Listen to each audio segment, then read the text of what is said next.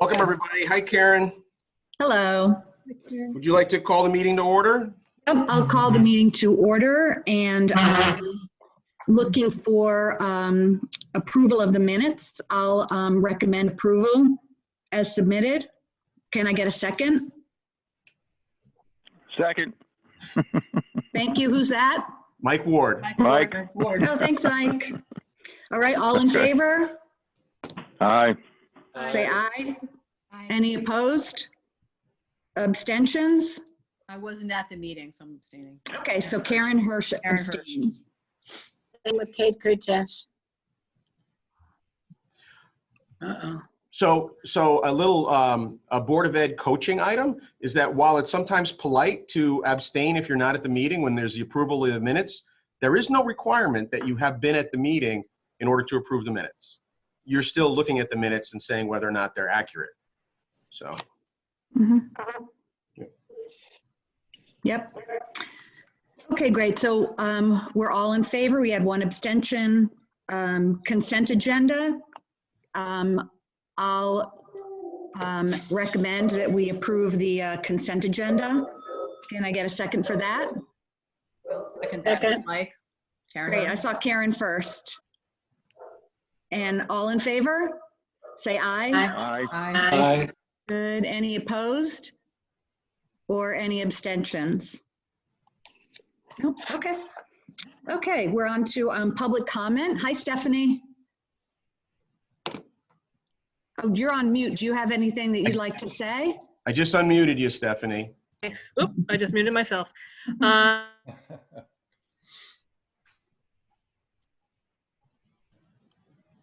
Oh, I think she's frozen. Yeah. Best public comment Thanks, ever. leadership, for working with us on an MOA that addresses the needs of the school and our present and in time. Oh, there we go. CES has responded to the CESEA and its staff with care, concern, and understanding in regards to staff and family needs. We appreciate the lines of communication continuing to remain open, and our hope is that you all remain safe and healthy as we move into April. Anything I can do for you on the state level, just let me know. That's great, Stephanie. Thank you. You're welcome. And does somebody have dog barking? Maybe you want to mute? Well, so here's what I'm going to do is I'm going to go ahead and I'm going to mute everybody. Thank you. And now, Karen, I've unmuted you. Okay. And so just give a wave if somebody needs to say something. We'll pull you in. All right. So in light, I'm assuming we don't have any other public comment, Chip? I have not received any emails for public comment. Okay. Okay, great. What I will do though is, Doug, would you like a second to introduce yourself?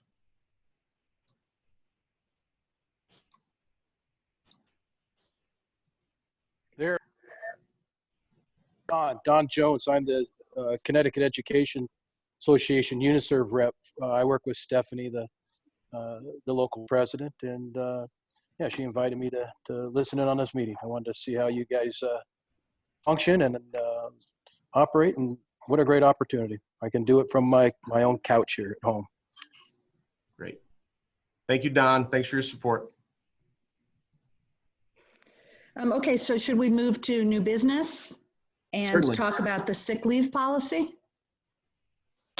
So in your package was a recommendation for a modification to the sick leave policy. It's not for approval this time. It's for a first read. So the changes in there are in bold, and I'll give you the short description. We are trying to incorporate some way for employees who might be at a shortage or a deficit in terms of sick time, and give employees who have sick time available the opportunity to transfer some of that time to somebody who needs it. Some of the challenges associated with this type of policy include a number of, well, what if employees don't want to contribute? Or what if employees don't want, how do we prevent abuses of the system? So I think that if you give it a read, you'll see that there are a lot of protections in place in terms of the requesting piece as well as the offering piece. And we put some caps in there, as well as a number of other process pieces that I think protect the organization as well as benefit the employees. So take a look at it, and at our next meeting in May, we will go ahead and ask for you to approve it or make recommendations for its modification.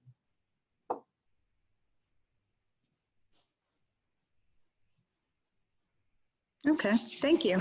Yep. COVID-19 discussion? So I thought it would be a great opportunity. CES offers education and support for districts in Fairfield County. And there are a lot of questions at board meetings regarding what should we pay for, what is still happening, how are we taking advantage of funding opportunities that may be from the feds or from the state. So the entire leadership team is here today. And I thought that it would be nice to give a little picture of what's happening. So I'm going to ask Anna and Mark to give a little piece as to what's happening in terms of how we're providing these alternative learning opportunities for students. So Anna, can I unmute you and let you go first?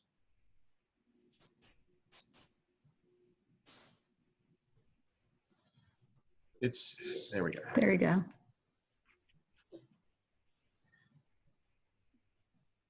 All right, it says you're unmuted, but we can't hear you. Try again. Anna?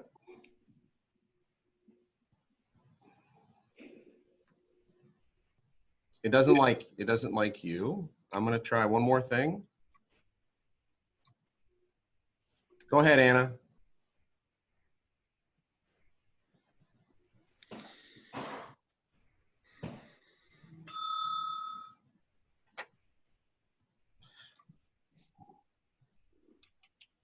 We're going to go back to Mark, and then we'll see what's happening with Anna. Hi, everyone. How are you doing today? The dog, by the way, was my dog. I didn't realize I was unmuted. Sorry about that. The FedEx guy came by, and that's got to be bad.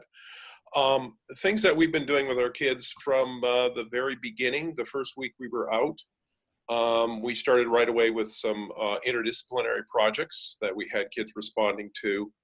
And since then, our transition has been to departmental projects that are focused on some of the areas of the standards that we don't spend as much time on with live performance. So we spend a lot of time on history and analysis.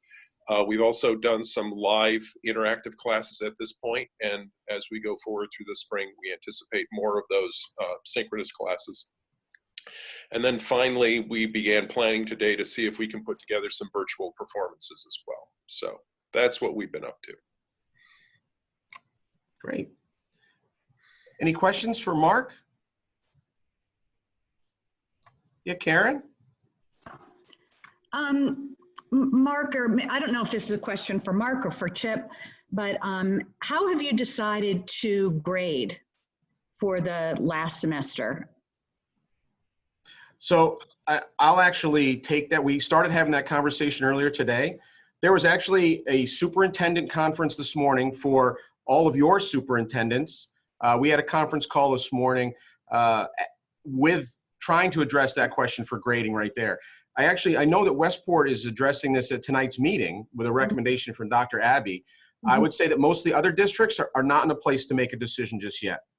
Some of the challenges are whether it's level, elementary, middle, or high school, and whether it's just for the third quarter, or if it's for the fourth quarter, or if it's for final grades, or if it's different for juniors because of college. So we're in a position where that's Mike Ward actually. So we'll see if he got kicked off.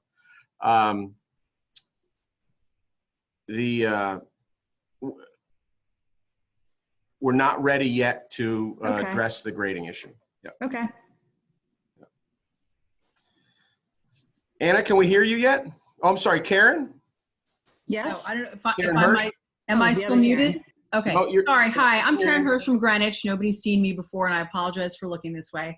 I was going to ask a quick question in regards to doing synchronous and asynchronous teaching in classes. If is that being done consistently across grade levels, or is it being focused on the high school to begin with for you? And then since Karen asked about grades, that is actually something I was concerned about.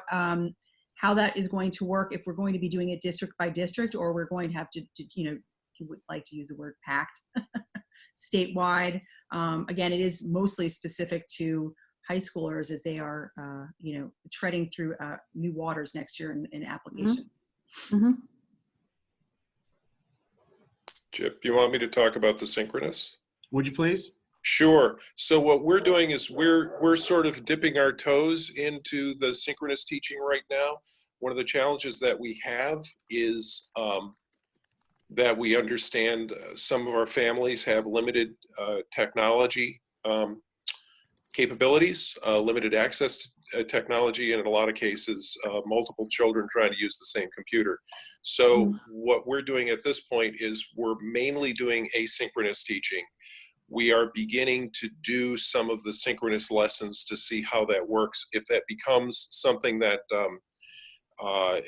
we're getting good response from kids, we may end up doing more of that. But we're kind of playing it by ear, as we say. So this morning on the conversation, you have districts like New Canaan who have a very well-defined schedule for the day. And as part of that, there are opportunities for teachers to interact at a particular time with students.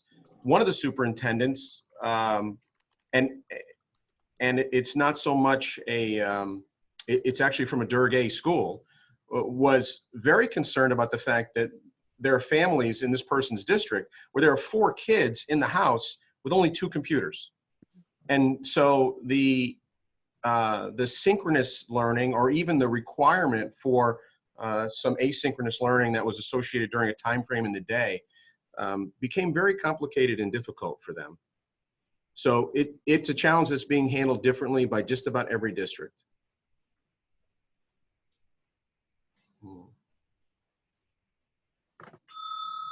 Well, I mean, I would just add, I don't know if I'm still muted. No, we can hear you. I just know that obviously we have a big push to go to slightly more live courses as we move into a phase 2 in Greenwich. And so, I've been reading all sorts of different districts' plans from around the state just to sort of see where everybody is. So just looking to see, what the majority were doing in order to be able to address the issue with families that are concerned. I can send you, I'll have Barb send it to you. I just sent all superintendents a list just the other day of every Connecticut school district and a link to the webpage that has their distance learning plan. That would be great.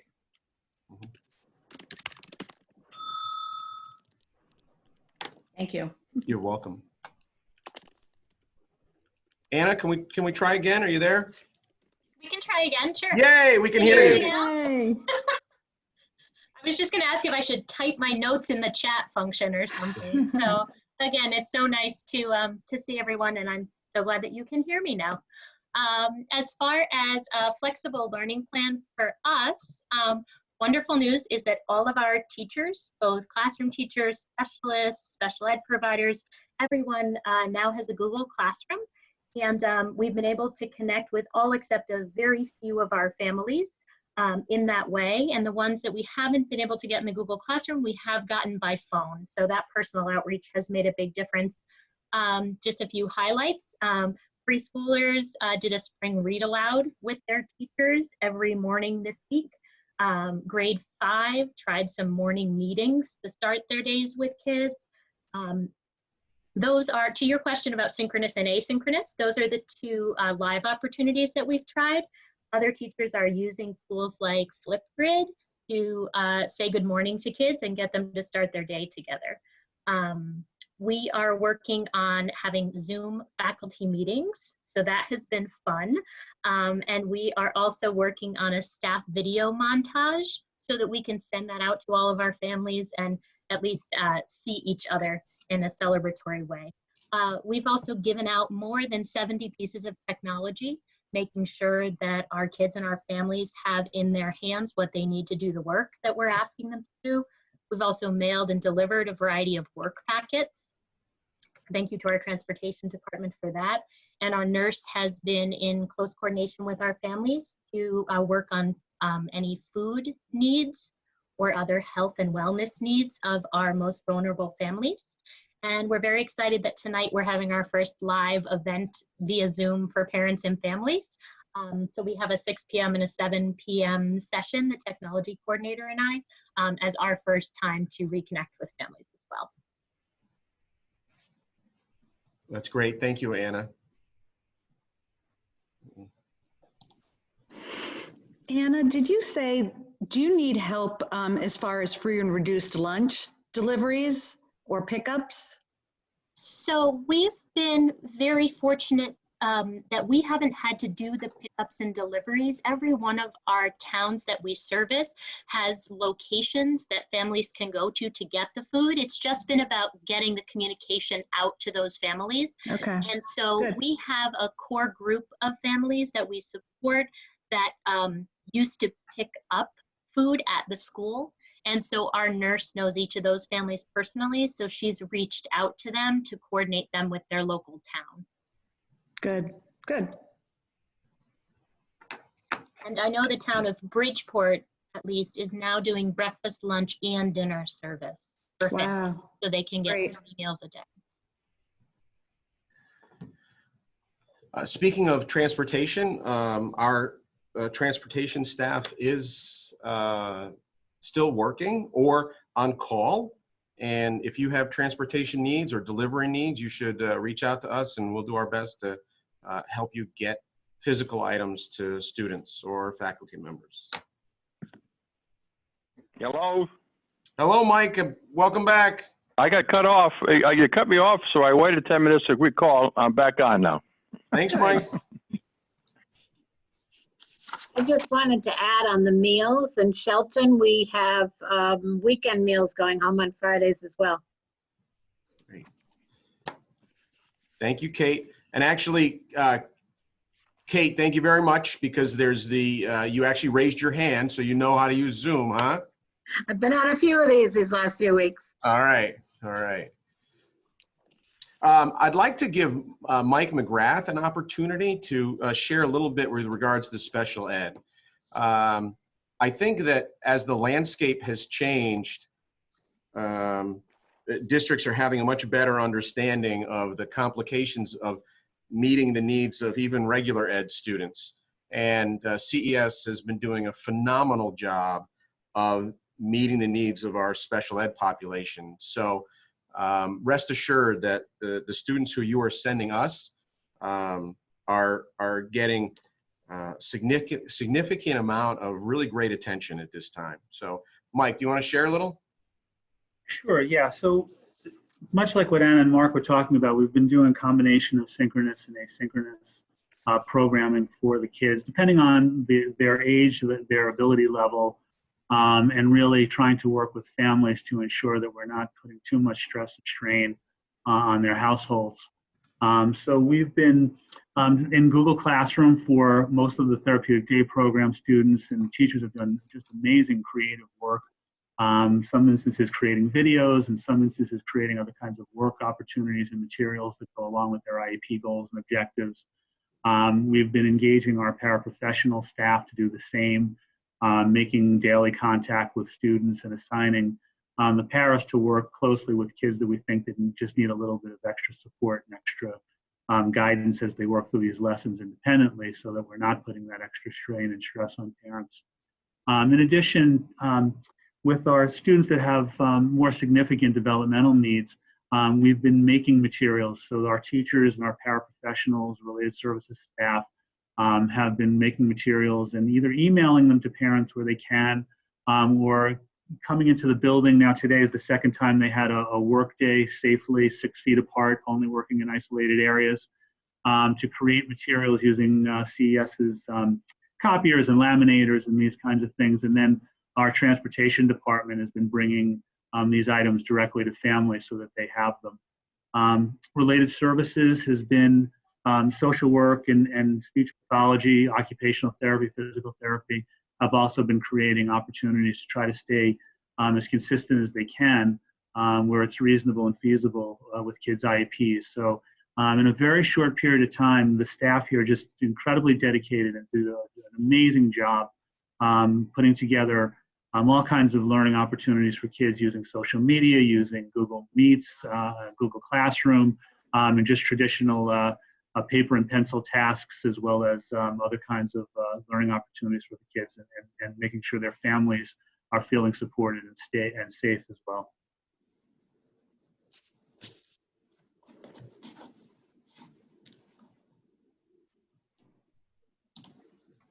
Thanks, Mike. Any questions for Mike?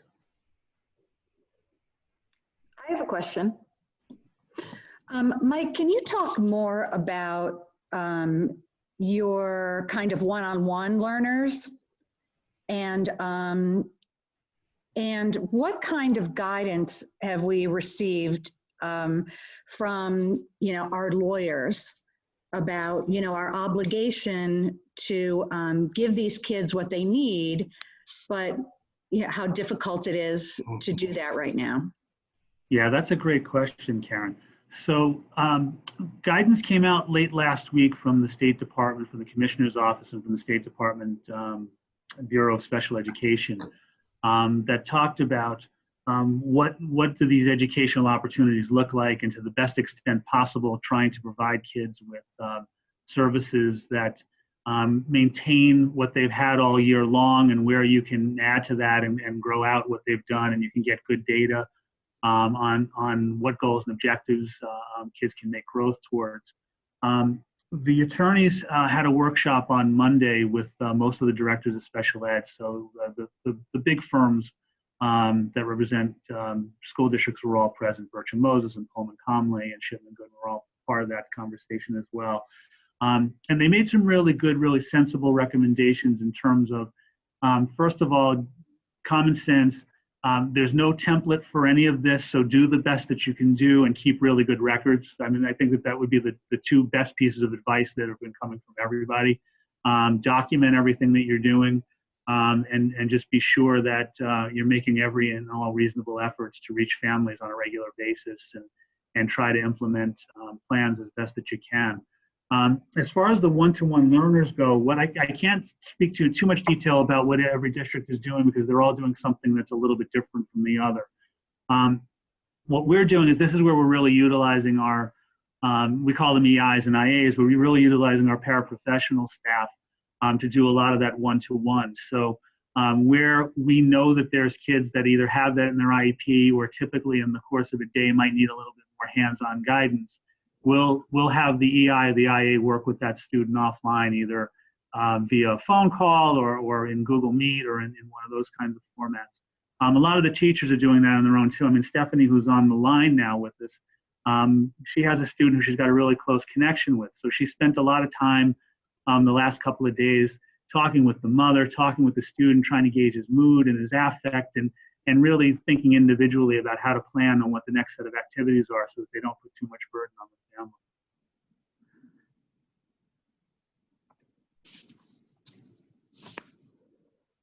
Oh, Karen's raising her hand. The other Karen.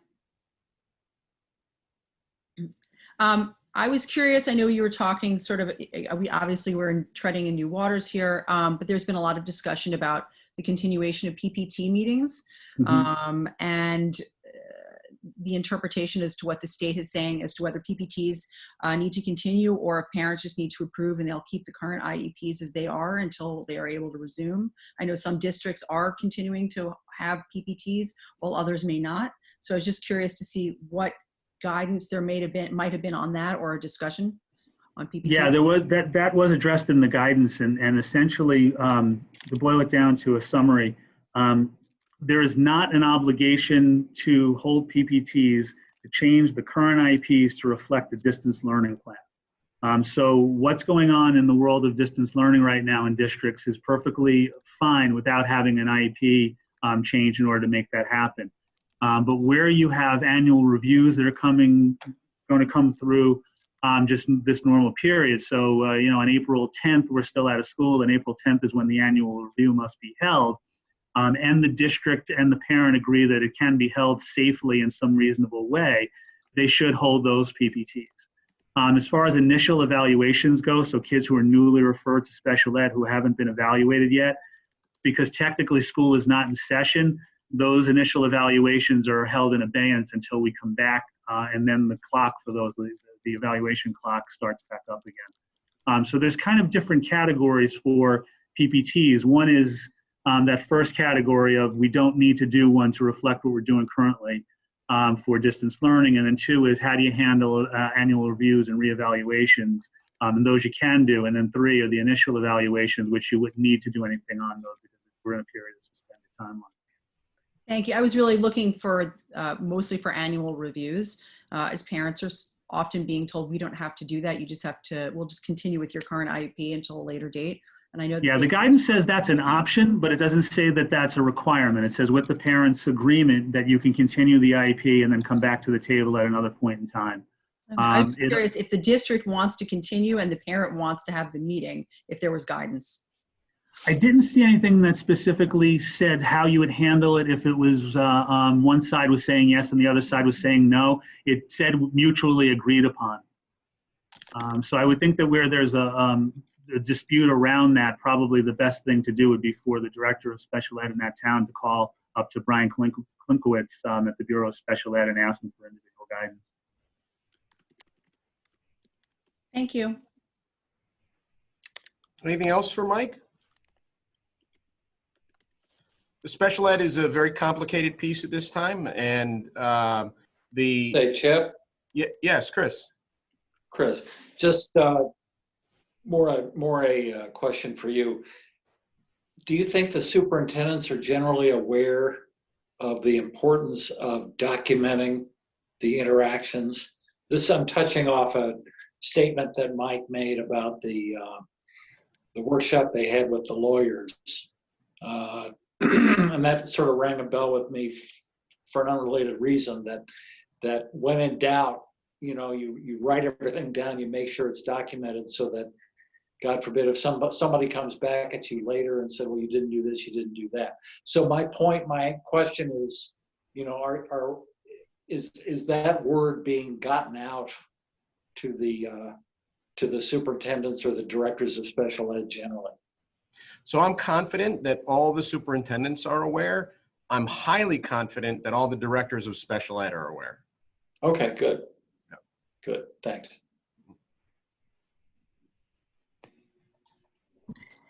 Can I? Else? Yeah, I have a question.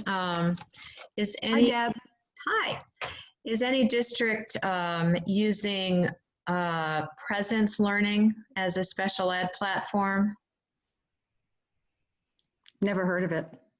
Okay, we've been training our staff on it this week, and supposedly it will allow for more productive one-on-one sessions, some data collection along the same time, privacy, all of that.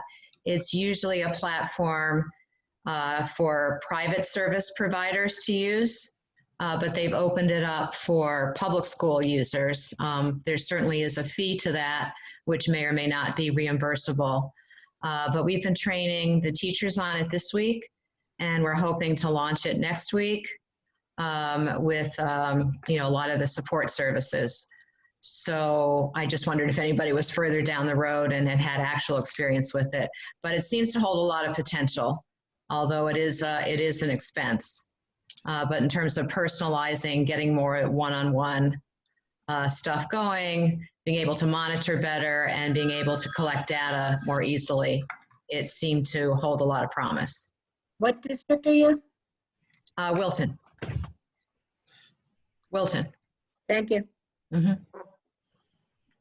I actually added that to your name there, Deb. Oh, there I am. There you go. Karen's got her hand up. Let's hold on a second, Karen. Let me unmute you. Go ahead. I was just curious if you had any information on that platform that you might be able to share with us. Presence. I have not heard of it. Mike, are you aware of it? Hold on, Mike. Mike? Yeah, just that they are bigger in the private provider market. They're not something that's commonly used with public education. And Andrea Leonardi, who's the assistant superintendent for pupil services in Wilton, had sent something around earlier in the week, just as Debbie said, that Wilton was going to start doing some training with staff on it. Other than that, I don't really know much about it. They do advertise quite a bit, and I probably have gotten 10,000 emails from them in the last several years soliciting business, but that's really all I know. Gotcha.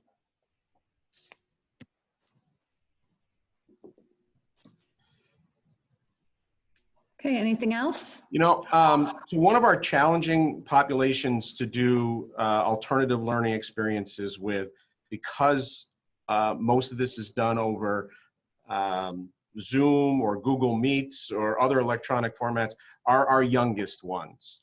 So Linda, do you want to give a little insight to the Rep Council as to how we are reaching out to our youngest people? Sure. Good afternoon, everyone. Good afternoon. Our teachers have set up Class Dojo with each of our classrooms, and so they are posting stories that and videos and information activities for the parents to do at home with their children. They're also using Google Meet and Zoom to have one-on-one conversations or small group conversations with their students. And this has been really successful. I sat in on a meeting yesterday, and it was heart-wrenching because they miss us so much. So we're also, as far as PD for staff, they're taking advantage of the online PD through what Suzanne has put on our website from PDS, as well as NAUIC and other early childhood websites. We are meeting as a staff through Google Meet, and we are really reaching out to our families as much as possible, at least twice a week, with some kind of personal, whether it's the Google Meet or Zoom, or it's an email, and then once a week through Class Dojo. And parents have really received this well. Thanks, Linda. You're welcome. Thank you. And so the only population that we haven't addressed quite yet, I think, are our adults. And so I'm going to ask Esther in just a second to give us a brief look at some of the things, some of the way that we've changed our practice to meet the adult needs during this time. It's always nice to look at some of your decisions in retrospect.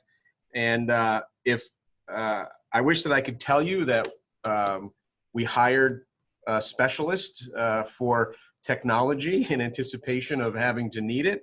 But we didn't. We hired her because it was the right thing to do at the time. And it just turned out that the timing was perfect. We have a tremendous amount of support here for making some of these changes. So Esther, do you want to give me a second to find you on my list? There you are.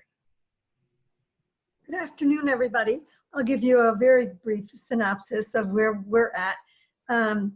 Just as the schools were listening to the screeching of brakes as March 18th came along and school as we knew it stopped, the same thing with professional development. So all our contracts came to a complete halt and a complete diversion of attention for the people we were working with back to their own districts, as one might imagine. So we reached out to the State Department of Education and helped them build a very robust set of resources that we can make sure you all have the link to. So that was our contribution to crisis management from day one was helping to get those resources together. Beyond that, we quickly had to assemble our resources to support the staff at CES. We were not as well prepared as we would have liked for Google Classroom, Google Meet, Zoom, and all of that. So we started to really focus on our own programs. It became clear that we had to ramp up our own skills, which we have done. And all of our normal subject-based councils, science, social studies, technology, library media, we've held those virtually without stopping. And they've been very appreciative to have the opportunity to network across the region to find out what's happening in the academic areas. And so we're really looking at phase 2 now, which is to provide some 1-hour free webinars to our region based on the kinds of things that we're hearing that people need. So one example would be in writing. Many of the assignments that students are doing are in writing. And in some districts, writing has not been a big priority. It's been more about reading and math. So we're going to put forward some resources that will align with the kinds of things that people are observing in their own districts and take it from there. Thanks, Esther. You're welcome. Karen, the next item on the agenda is roundtable. Before we go into that, I would love to give the Rep Council a quick update on where we are with health insurance. As you may recall, everybody, at the last meeting, I believe that we shared that our proposed rate from Connecticut, based on a year where our experience rate was relatively high, was huge. And so we do have a very good healthcare consultant. We started early and had them go out and find us some other bids and opportunities. So, and Stephanie, I just shared with you some information more specifically on this. So I'll share with everybody. Of course, as I'm sure that you're likely aware, when as part of the contract that we have with our teachers, as part of this process, if we plan on changing insurance carriers, we do involve the association. And so while we are not there yet, we are certainly in a position where we have a decision to make regarding who our carrier is going to be. And we do recognize that the challenges include changing carriers means that we may not have all of the providers included, and we're doing everything we can to maximize that in each of the offers. It's not purely about saving money, it's about doing what's best for the employees as well as protecting the organization. One of the significant differences in the plans that we've gotten proposals for and our current one is the incorporation of a wellness incentive. And this is money that comes from the carrier and not the employees. So we're trying to balance out all those factors and figure out what is best for the employees of CES. And so we'll be sharing that with the association and working together to figure out which carrier we'll be going towards next year. Regardless of which carrier it is, we're going to have a half-decent increase anyhow. So Peggy, is that relatively correct and complete? Let me, yes? Yes, it is. You did a very good job explaining it. All right, good. Karen, any questions? Or do you want to open this up to people who may have questions about COVID-19 or some other things? You know, I didn't know if Chris had anything that he wanted to say. We haven't heard from Chris yet. And that was, and I don't know if Peggy had anything else to say. I mean, my just general question was obviously about the revenue and how that's affected. But anyway, so I don't know if Chris has anything to say. Mr. LaBelle? Hello, everyone. Great to see you all. I'm excited to say that we've maintained all our employment. So we've kept everybody gainfully employed. They are doing remarkable work. I can't say enough about the administrative team that surrounds Chip and I. Some of the hardest folks to engage in this work, we have found ways to get them involved in, and that's really fabulous. The only other thing, I spend a lot of time tracking the federal laws, and right now there's the Family First Coronavirus Relief Act, and under that there have been some changes to the Family Medical Leave Act. So I'm sure your HR directors and your central offices are aware of the changes and who might qualify. And if a school is closed and an employee has to care for a child, they may qualify for Family Medical Leave and also the Emergency Paid Sick Leave Act. So I do encourage you, I don't want to go into the weeds in those unless you want me to, but I do encourage you to be aware of both of those because they most certainly will come up in the next weeks, months as we move forward. Thank you. Does anyone have any questions for Chris? Okay, so my question was again about revenue and what you guys are expecting, and if Peggy has started to, look at kind of adjust what we thought our budget might be for this year. So I'll unmute Peggy and invite her in a second. Chris has underplayed some of his role and function here. When he says he's keeping on top of the federal and state changes, Chris is keeping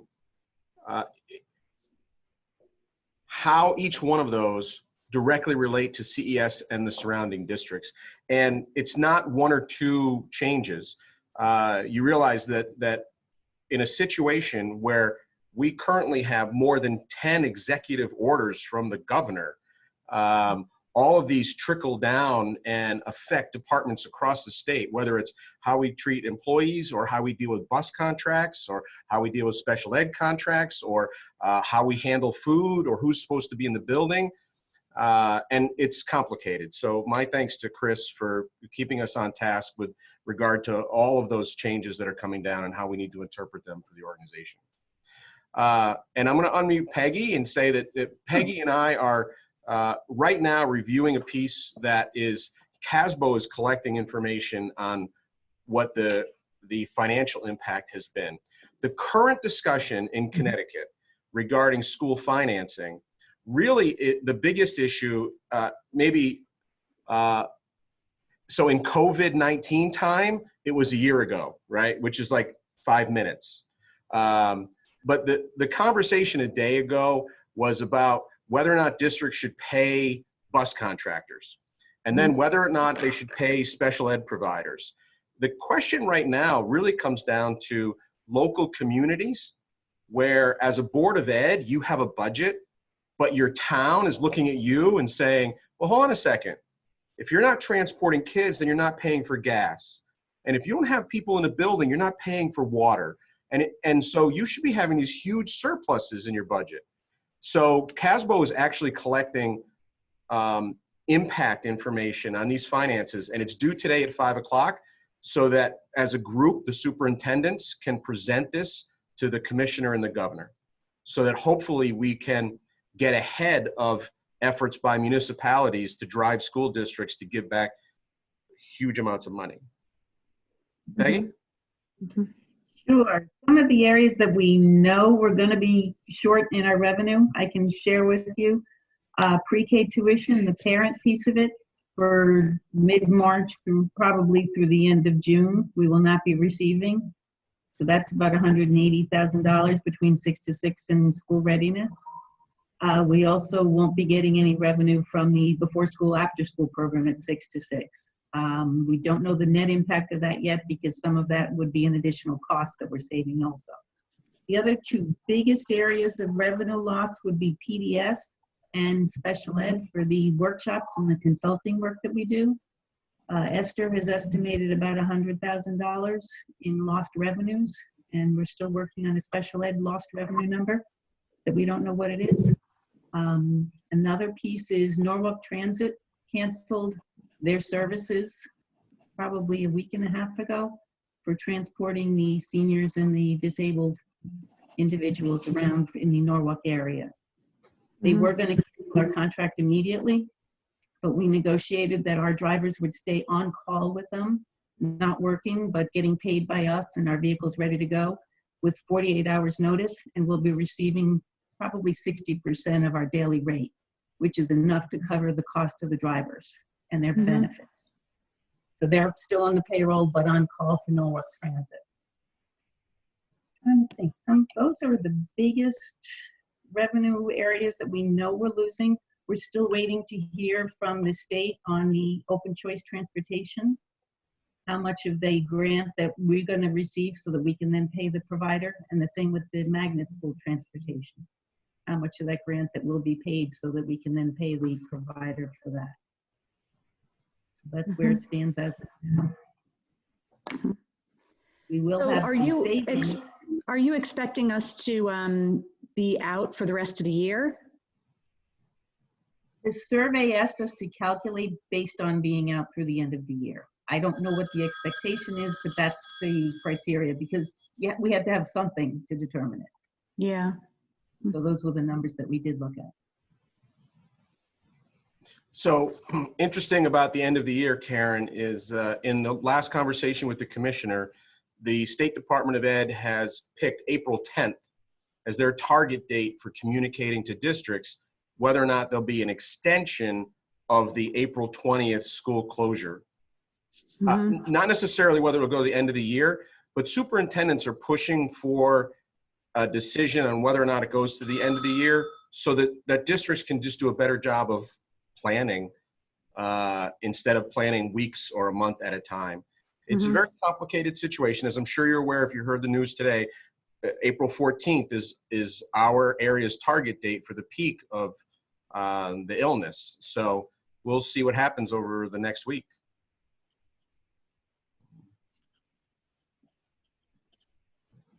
Any other questions for Peggy? Okay. Karen, anything else? No, is there anything else that anyone would like to bring up or ask about what we're doing in our districts?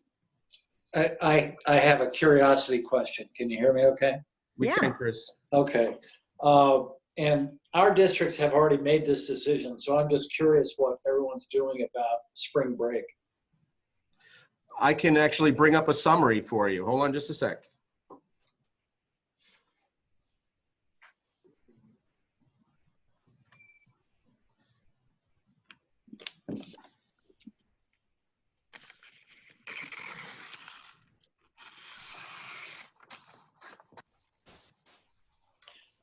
For us, this was in the category of no matter what decision you make, there's going to be some significant number of people who hate it. That's what we have so far. Okay, what do we got here? Can I make it larger? I got it.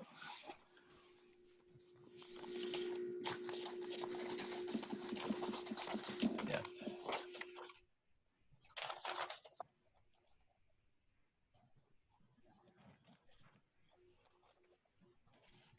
Oh, and Margaret, by the way, congratulations on your new superintendent as of yesterday.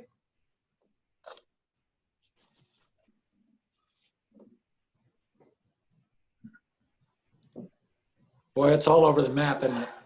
Oh, yes, it is. Interesting. Okay, thank you.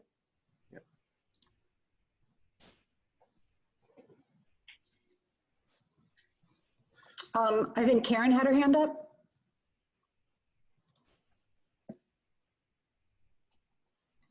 Yes. There you go. Perfect. Karen?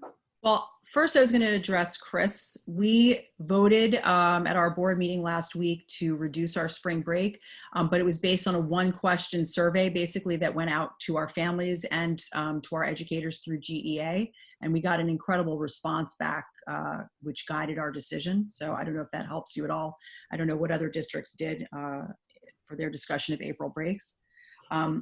My other question is in regards to state testing. I know we had the in-school SAT scheduled for March 25th, which was then summarily moved and then canceled. We've been told that other state testing has been on for the year, has been put on hold and or canceled. And I didn't know what other districts were looking at in regards to that. I don't know if there's been any direction on anything that might be required, or if we've just canceled everything.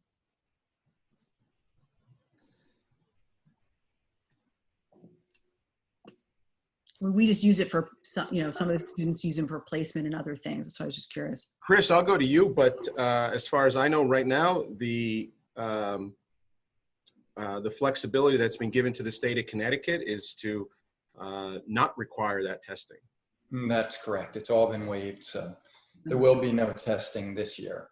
In regard to the SAT, they are trying to look at ways for our juniors to still be able to take that test for free. Because if they did it on the 25th or later in April, it would have been covered. But the guidance on that still has not been released. Okay, that was one of my secondary follow-up questions, that, and if we've been given any guidance otherwise. I mean, I know the College Board we're still waiting for the College Board to hear about AP exams and other, subject matter tests and things. So I assume we have no information on that. The most recent guidance from College Board is that there will be a 45-minute at-home AP exam. No, that I knew. They have not sent sample questions. They have not sent exact guidance on how those exactly will be handled. So just, Gotcha. Yeah. I'm sure they're scrambling as much as we are. So, Kate? Okay, I was wondering, we canceled our March board meeting. And I'm just wondering how other districts are dealing with having meetings because of the need to meet in public and have public hearings. I know how we did this one, but what are other districts doing? So before individual districts chime in, we did discuss this with the superintendents this morning. And so you're gonna find, Kate, that the answer to this is as broad as the answers have been so far.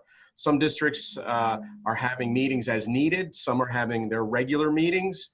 Some are changing their meetings to a webinar format because of some of the bombing, the Zoom bombing that has been happening. Right. So do any individual members want to chime in on how they're handling board meetings? Sure. We in Westport are using Zoom, and we have somebody collect all the comments from the public. So we let the public know that they can send in comments. I think it's on a Google Doc, and then those comments are read into the meeting. And so that's the way that we, try to make it public and also try to get our work done. And you lock it in like we did this one? Mm-hmm. Yeah, if I could just chime in, earlier this week. Karen, you're next. One of the joys of Easton and Reading, of course, is that we have 3 districts. And occasionally you have to have a joint 3-district board meeting, which means you could have as many as 21 board members participating. So we had to have such a meeting on Monday. We did it via Zoom. We had almost everybody in attendance. It took longer than it needed to, and at the end of it, I thought, boy, that was painful. And then I thought, but it was no more painful than doing it in person, because when you have 20 people in a room and everybody's got to, express themselves and say what they had to say, even if somebody else had already said it 15 minutes before. So it's okay. It has worked out, and the town makes it possible. This has happened for quite a while. For people to get on a notice list so that the town automatically sends an email about public meetings and chances to comment. So we have members of the public in the Zoom meetings, and they have the right to comment during public comment periods. So far that has worked. I could see where it could theoretically get out of hand, but we've had a couple of special meetings using Zoom, and at least we have had no problem so far. So Zoom has the capability to live stream on YouTube. So some districts have put in a mechanism for public comment or suspended public comment altogether. You can actually do that if it's in your policy. And then broadcast the meeting so that they could lock it and have participants still, anybody who wanted to see it could go ahead and see and listen. Karen Hirsch? Oh, I was just going to say we had one of our current scheduled board meetings so far. We've done it via Zoom. We revised our agenda to only focus on the necessary matters at hand. And apparently, according to the Executive Order 7B, which was released by the state on March 14th, we were able to host a virtual meeting. We put it out in public for people to be able to send in comments to us ahead of time, as opposed to allowing public comment. Everybody that wanted to attend virtually was allowed to dial in, and they were kept on mute throughout the meeting. The meeting was recorded and will also be accessible for those afterwards. That's what we've done. We had a professional development meeting that was scheduled for this evening that we have canceled, but we will be going forward with our next meeting. Under Greenwich, right? That's in Greenwich, yep. Right. We need a meeting. We haven't had anything since this started. We've got a lot to talk about.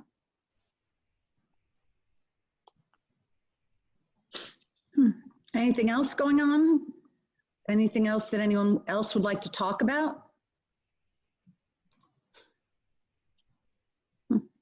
Okay. Okay. Wait, it's Oh, Melissa. Sorry, Melissa. Yeah, thanks. Just to get away from the COVID-19 for a second, what we're struggling with in budget season prior to the pandemic was really a hit to our budget with respect to special education transportation. So I just wanted to, throw that out to the group, or particularly to Chip. I'm sure you're hearing it from our superintendent and others, but, to the extent that there's any, regionalized assistance with respect to special education transportation, we here in Weston would definitely be interested. So about a month or two ago, we had a emergency call-in meeting, and not everybody was able to participate. And that was to approve our plan that was going to go for grant funding through the state. Their OPM is offering some money for regional or collaborative type things, and ours included a statewide mechanism for coordinating special ed transportation through the RESCs. So we have a plan, and we're looking for some funding, and hopefully it'll work out. Thank you. You're very welcome.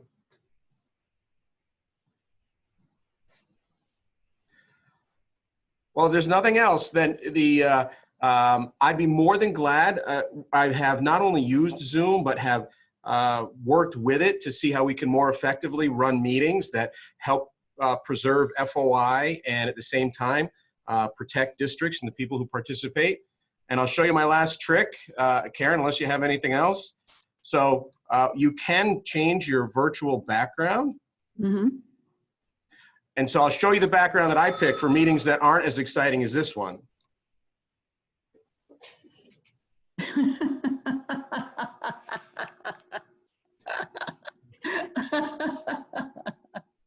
All right.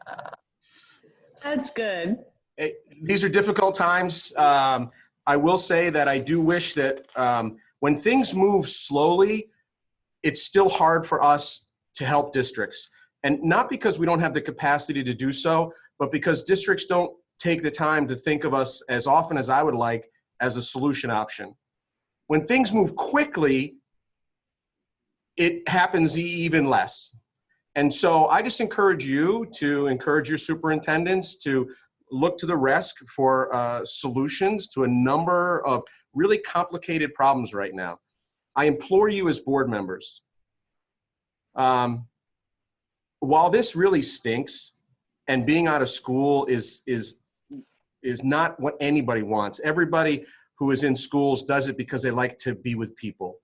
I still would challenge you to look at it as an opportunity to think of how we do learning, not do school, but do learning differently and better. I'm not expecting next school year to be dramatically different, but I think we could look at snow days a little differently. I think that we could look at delivery of professional development a little differently. I think that we could, and we're trying.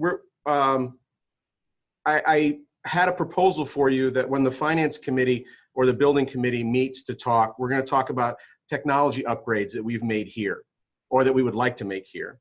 And they include being able to have meetings like this where we share in person with remote so that everybody can participate in every meeting.